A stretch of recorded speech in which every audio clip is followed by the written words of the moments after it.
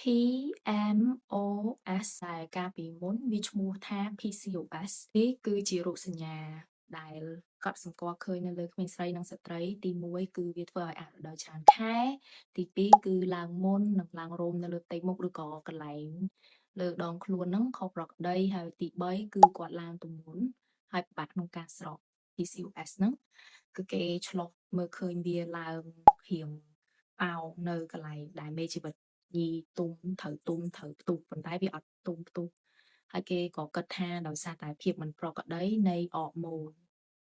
តាក់ទងទៅនឹងរឿងកាលមករដូវហ្នឹងអញ្ចឹងវាធ្វើឲ្យមានរោគសញ្ញាហ្នឹងកើតឡើងអញ្ចឹងឥឡូវហ្នឹងគេដូរមក PMOS ហ្នឹងគឺគេរកឃើញថាវាពាក់ព័ន្ធខ្លាំងទៅនឹងរឿង metabolis insulin ដែលជាសារធាតុគីមីក្នុងរាងកាយរ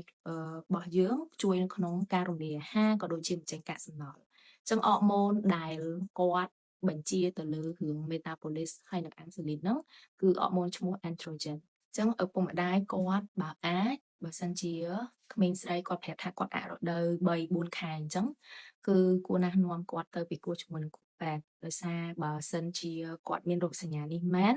គ្រូពេទ្យគាត់អាចណែនាំជាពិសេសរឿងរបបអាហាររបស់គាត់ដោយសារក្មេងៗគាត់ចូលចិត្តញ៉ាំចំណីចំណុកចូលចិត្តញ៉ាំជាតិផ្អែមច្រើនអញ្ចឹងហើយវាអាចជាមូលហេតុមួយនៅក្នុងមូលហេតុផ្សេងដែលយើងអត់ដឹងហ្នឹងវាប៉ះពាល់ដល់កាលមករដូវឬក៏វដ្តរដូវរបស់គាត់នៅប៉ះពាល់ទៅដល់អរម៉ូនរបស់គាត់